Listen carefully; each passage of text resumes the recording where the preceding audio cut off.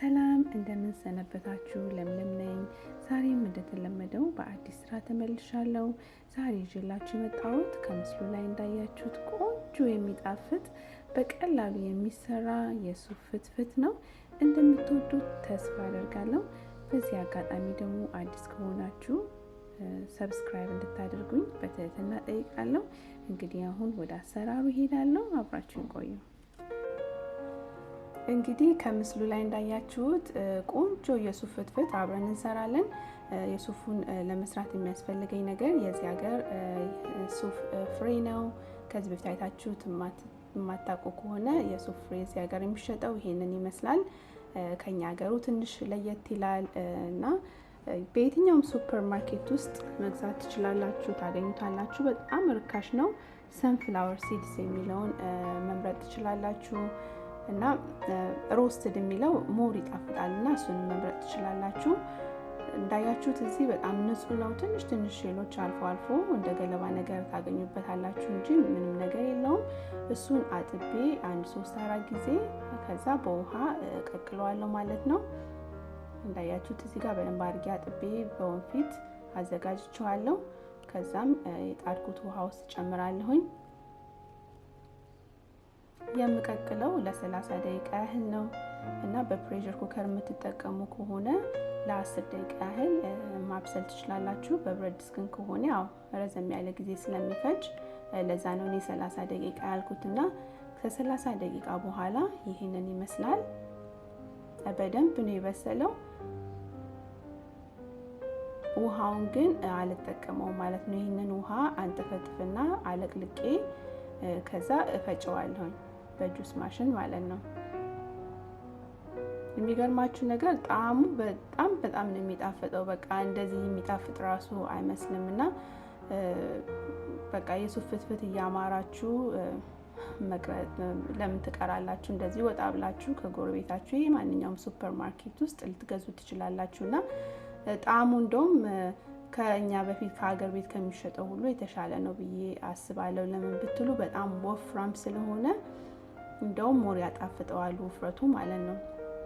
1-4 ኩባያ የሚሆን ውሃ ጨምሬ ፈጨዋለሁኝ እና አሁን በደንብ ሲለም ነጭ ይሆንና ልክ ወፍራም ወተት ነው የሚመስለው። እዚህ ላይ ከፈለጋችሁ ነጭ ሽንኩርትም ዝንጅብልም መጠቀም ትችላላችሁ። እዚህ ውስጥ አብራችሁ መፍጨት ትችላላችሁ ለጣዕሙ ማለት ነው። እኔ ግን የነጭ ሽንኩርትና የዝንጅብል አፍቃሪ ስለሆነ ካወጣሁት በኋላ ነው የምጨምረው እና እንደዚህ አድርጋችሁ በቀላሉ ስፔሻሊ አሁን በጾም ጊዜ እንደዚህ አይነት ምግብ ተወዳጅነት አለውና እሱን መጠቀም ትችላላችሁ። እኔ ደግሞ አንዳንድ ይሄንን ስሰራ ትንሽ ሰሊጥ ወይም ደግሞ ተልባ ጨምርበታለሁና ግዴታ እሱ መጨመር የለባችሁም። እናንተ ግን ለለውጥ ከፈለጋችሁ እንደዛ አድርጋችሁ መጠቀም ትችላላችሁ። 2 የሾርባ ማንኪያ ሰሊጥ ከፈጨሁት በኋላ እጨምራለሁ። ሰሊጡን ትንሽ አመሳ አድርጌዋለሁኝ።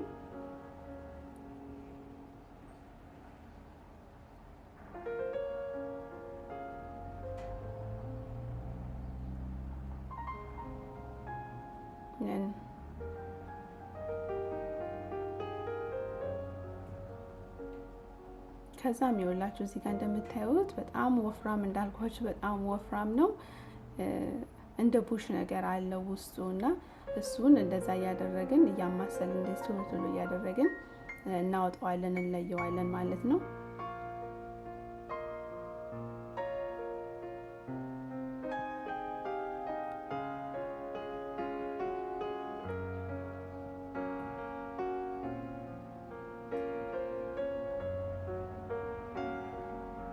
ስፔሻሊ እዚህ በአካባቢያችሁ የአበሻ ስቶር ከሌለ ሱፍ በቀላሉ ሊገኝ አይችልም። ያው አበሻ ስቶር ውስጥ ወይም ደግሞ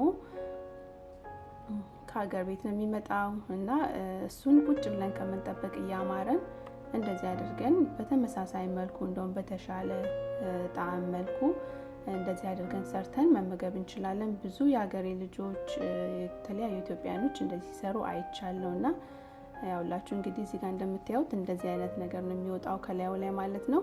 ይሄንን መልሰን መፍጫው ውስጥ ከተን ውሃ ጨምረን መጠቀም እንችላለን። እንደ እንደገና እናጠለዋለን ማለት ነው እንጂ ዝም ብለን መጣል አይኖርብንም። እንዳያችሁት ጨው ጨምሬያለሁ።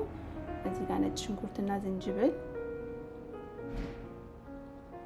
እንግዲህ ነጭ ሽንኩርትና ዝንጅብሉን እንዳልኳችሁ ማሽን ውስጥ ማብራችሁ መጨመር ትችላላችሁ፣ ብዙ እንዳይሰማ ከፈለጋችሁ ማለት ነው።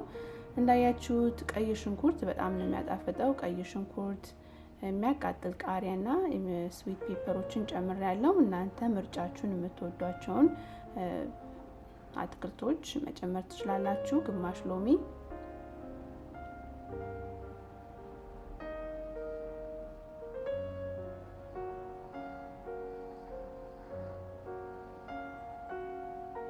እና ዘይት ኦሊቭ ኦይል አለመጠቀምም ትችላላችሁ። ዘይቱም ራሱ ቅባት ስላለው እንደ ምርጫችሁ።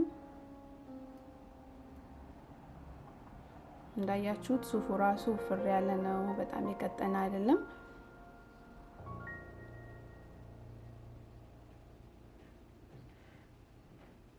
በጣም ከምነግራችሁ በላይ ነው የሚጣፍጠውና ሰርታችሁ ራሱ ፍሪጅ ውስጥ 2-3 ቀን ማስቀመጥ ትችላላችሁ። እንደውም መሞር በቆየ ቁጥር ነው የሚጣፍጠው።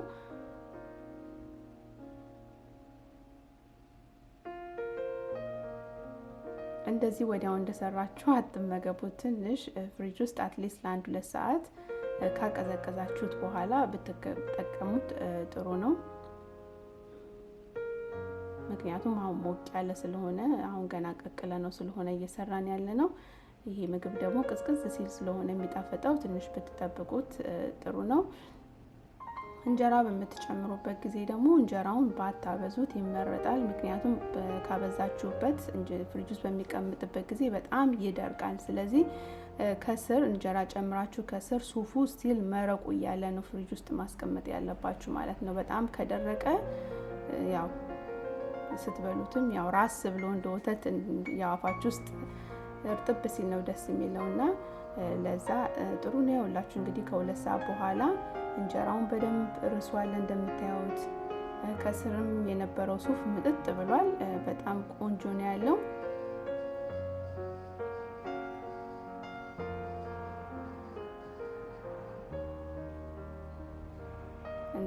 እንደዚህ አድርጋችሁ ሰርታችሁ ሞክሩት። ከወደዳችሁት ደግሞ ላይክ ማድረጋችሁን አትርሱ። ለዛሬ ያሰብኩት ስራ ይህንን ይመስላል። አብራችሁኝ ስለቆያችሁ በጣም ነው ከልቤ የማመሰግነው። በሚቀጥለው ስራ እስከምንገናኝ ሰላም ቆዩልኝ።